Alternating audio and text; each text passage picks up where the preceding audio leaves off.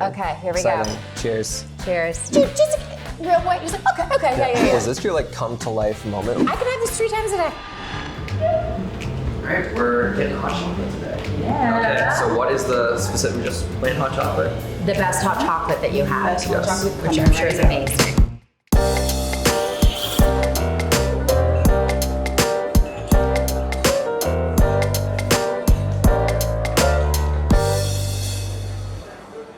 Coming in 3, 2, 1. Good morning, ScreenRant, and welcome inside Gumption in Midtown for coffee chats. But today we're having a little bit of a special edition episode with my guest, Miss Bryce Dallas Howard. Bryce, thanks so much for being here. Thank you so much for having me. This is not just coffee chats today. No.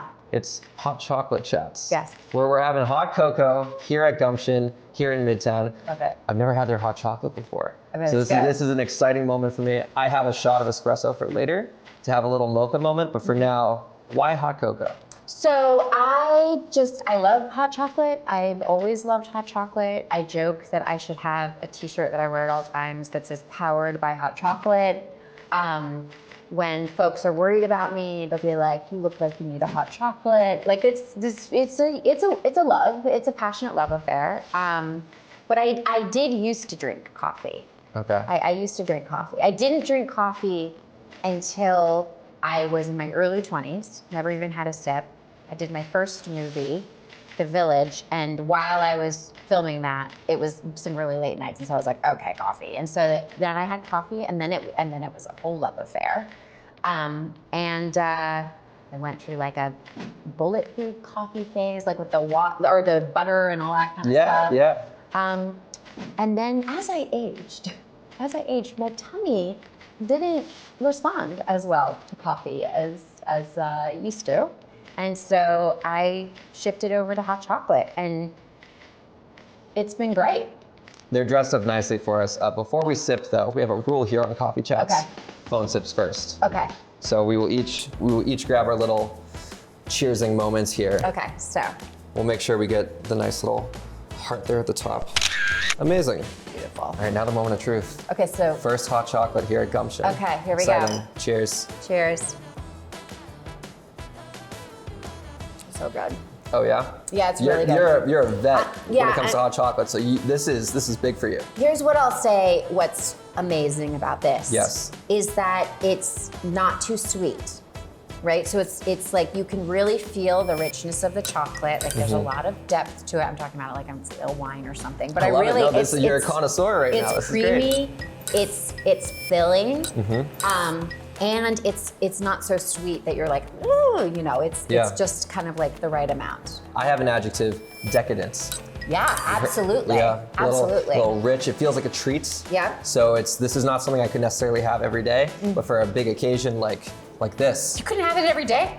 I could have this 3 times a day. You can have this. This is a little. Just have some more. Your body. You're right. Actually, as I get used to it. Yeah. I'm starting to feel like reliant on it now. It's like a meal. Kind of, in a good way. It's a treat, it's decadence, it's rich, it's creamy. It's chocolatey. It's warm, it's chocolatey. We're here to talk about pets. I was like, this film touched my heart. I have a dog. We got our dog Piper in the middle of the pandemic. Yeah. I'll show you a photo here. It's a big moment of truth. We haven't shown Bryce Piper yet. It's me and Piper. Oh my God. That's us in the car. That's her bathing in the sunlight back at our family porch. Gosh, so cute. I know, she lives in Massachusetts, so she's so great. only get to see her on the holidays, but we are begging mom to give me a year with her in New York. Oh no, totally. What is your childhood relationship with pets? I was very lucky growing up because my parents had a lot of pets. I was the first kid. And there was 4 years before there were any other kids. My sisters are twins, and then my brother came after that. And so my parents kind of surrounded me with pets. I was a really quiet kid, and my first dog, Frisky, my parents. It's a great dog name. Isn't that fun? Frisky, that's yeah, fun. he's a little Jack Russell Terrier. Yeah. And my parents brought him home. And he grabbed my blanket and was pulling my blanket, and we were having a tug of war. And at that point, I hadn't really talked that much or emoted that much. And they were like, "Oh, what's going on in there? Like this is it's 18 months, huh?" And and I was, having this tug of war with her, and just let out, after Frisky was a little boy, let out this huge laugh, this huge belly laugh, which I still have. I have like a very, very, very, like slightly obnoxious big laugh. And it was the first time that my parents had ever heard a sound like that coming out of me. And it's sort of Frisky, like brought me to earth or something, brought me to the present. Was this your like come to life moment, like when you gained consciousness? Yeah. Was that your memory? Yes. Because that's where it all started? Yeah. Wow. I mean, that's my parents' experience of it. Yeah. My dad literally told this story at my wedding. It was that meaningful to them because they didn't know what was going on. And then all they needed was a pet, and then I was there. I was like, oh, I like this planet. Yeah. That's so beautiful. So that childhood memory, now we flash forward to today, the Pets documentary. When did this idea start coming about? Well, like I said, I've always had, a zillion, trillion pets in my life. Our household was kind of the place where like people would bring pets when they, when they were in a situation where they were like, oh, we're gonna need to surrender an animal or whatever. They would bring a dog or a cat or a sheep or a pig or a goat. A sheep? Oh yeah. Oh wow. Oh yeah, we had a sheep. Whereabouts is this? I felt so bad about this. This is Connecticut. Oh, we had wow, a sheep okay. who we loved so much, Sally. Sally was so great. And then we found out after years that Sally was actually a boy, and Sally's real name was Rambo. Rambo. It's just like, how cruel are we that we were calling, like Rambo's like, I'm Rambo. We're like, Sally! Terrible. Terrible. But yeah, lots and lots of animals. And I know I'm not alone in this. Like the thing that's most comforting to me in the world is watching pet videos. And I sort of was like collecting this folder of all of these videos, and I was like, I wonder if there's a movie where we could like have these videos. And probably the second thing that I love the most, other than watching pet videos, is talking to kids about pets. Because for kids, it's often the first time that you're responsible for someone else. Like you're used to being taken care of if you're in a good situation.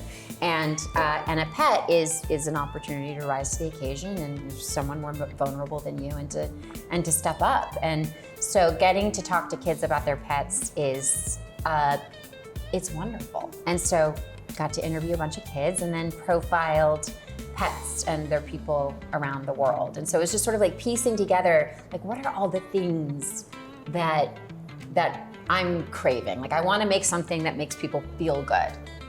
What makes me feel good? Pet videos, children, and then human interest stories of, Wow. people and pets doing cool things. It's a perfect marriage, especially for you as a director. I was watching another interview you gave where you said advice that you'll give your actors on set, I think it was to Jude Law and Skeleton Crew, was less Pinocchio, more real boy. More real boy. I'm sure that's easy for fictional stories. Jude Law is real boy all the time. I warned him. I was like, I might say this at some point, and you'll know what it means, but I'm sure you're never going to be Pinocchio. And he was like, there's maybe one moment where I was like, Jude, just real boy. He was like, okay, yeah. That's good. It's a Chris Pratt thing, by the way. Really? Yeah. Did it start on Jurassic? Yeah, we would prompt each other. We would do that. Less Pinocchio, more real boy. Like when we'd see the other person would get kind of stiff. Yeah. We'd just be like, hey, real boy. And I was like, whoa, right? For documentaries, I find it so interesting because you want all real boy, because you want those authentic stories. So when it comes to like having these kids, it's so funny because it's like, I feel like you're in your reporter mode a little bit. You're making them comfortable. No one is going to open up 1 minute into meeting someone. But after like having that dialogue for a while, like how long did you sit down with these kids? Like at what point did you really feel like you were getting to hear those real authentic stories? I mean, everybody is different. And the way I shot this, the way I like to do interviews is using something called an Interrotron. And it's a piece of technology very similar to a teleprompter. It was created by Errol Morris, an incredible documentary filmmaker. And what it does is when you're interviewing the person, they're looking at a screen of you. So they're looking into the camera and it seems as if they're talking to you. So right away that technology allows for there to be a comfort level that wouldn't happen if I was like, great, can you say that now to the camera? Like, that just wouldn't happen. Yeah. So that's really helpful. And the thing that's beautiful about documentaries is you're never trying to make someone be a certain way. You're never trying to capture a thing that you have in your head. You're trying to see what's there. you're trying to understand what is already there and what is remarkable about what's already there. And so these interviews, even when there would be an interview where, you know, we wouldn't necessarily screen the entire interview, there were always gems. There were always these like moments of just genuineness, you know, just kids being, like kids say the darndest things. Like that's kind of what it is. But it was a freaking blast. And you have like the best mentors in the business, because obviously your father's a filmmaker, but also you got to work with Jon Favreau like hand in hand on The Mandalorian. Yeah, so lucky. There's another quote you said where it was like, if you want to be able to like dictate your life, pick the best bosses. Yes. And specifically saying that about Favreau. Mentors like that, how do you feel like that advice kind of seeps into your filmmaking? Because what I find interesting too, your first feature length was Dads, which was a documentary kind of in a similar vein to Pets. And in between, you got to do all these big budget network TV with Star Wars and Skeleton Crew and Mandalorian. How did that shape that moment in the middle before coming back full circle? Oh gosh, I mean, it did in very specific ways actually, because I was doing a lot of shooting while I was, you know, directing on those episodes. And in particular, the editorial process was happening during Skeleton Crew. And so while I was at the monitor, typically I had a laptop and I was editing. And there's this guy, John Knoll, who's a legendary VFX supervisor from ILM, created Adobe, like invented Adobe Photoshop, like invented it, right? Whoa, okay. So this is the person who's to my right, the VFX supervisor. And every time I open Photoshop now, I'm gonna say like a thank you. Thank you, John. Thank you, John. Appreciate it, John. Like honestly. Yeah. And he's the most sort of like unassuming legend you will ever meet. And so I would just be editing and I would like kind of be like, John, will you like check this out? And whenever he would laugh or cry, I'd be like, okay, this is staying in. John liked it, it's staying in. So there's just been a lot of, you know, it all feels kind of the same thing in a way, because the documentary was being made over so many years while I was continuing to do those shows. And right now, like Dave Filoni and Jon Favreau are like, finally it's coming out, we're so happy for you. And like really supportive, and they're crazy animal lovers as well. Like John's house is like totally a zoo. And he has this little dog that like basically lives here. It is so cute. Like hand-sized dog, like like a little tiny dog that just like curls up here. And he just loves this dog. Everyone has been beautifully supportive. I mean, I think at the end of the day, while something like Star Wars and a documentary about pets might seem very different, they're trying to achieve the same thing, which is that bring people together, to entertain, humor and heart. You know, it's very sincere, and so is Star Wars. And I like getting to sort of work in that space. I'm also obsessed with all the creatures in Star Wars, so it was like totally. What's your favorite Star Wars creature? Oh my God. Do you have one? I do, but I can't say what it is. Oh, okay. Have we not met it yet? We haven't met it yet. Oh, okay, that's exciting.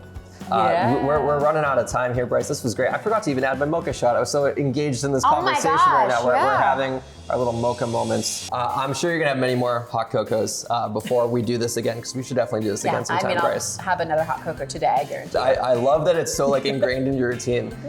We do this thing, kind of desert island drinks on Coffee Chats. Yeah. Your dream location, your dream guest, and your dream drink. What are you drinking? Where are you drinking it? And who are you drinking it with? Okay. What do you got? Gertrude Stein, Paris, hot chocolate. Nice. Just, you know, it really incredible writer who was a mentor to so many painters and writers, Hemingway, Picasso, and is just, I'm fascinated by Gertrude Stein, totally fascinated by her. And so I would love to, apparently she was an incredible conversationalist. I would love to go back about 100 years to Paris and have some hot chocolate with Gertie. Bryce, this was fantastic. Cheers once again. Pets is now streaming on Disney+. You can watch it everywhere. You can watch more coffee chats on ScreenRant. Jack Quaid, Noah Centineo, great episodes. Great episode here with Bryce. And if you're watching coffee chats right now, we're drinking hot chocolate. I want to know what people are drinking with us as you're watching the show. Yeah. So please let us know on social media. Tag us at ScreenRant, and we will see you next time. Thank you.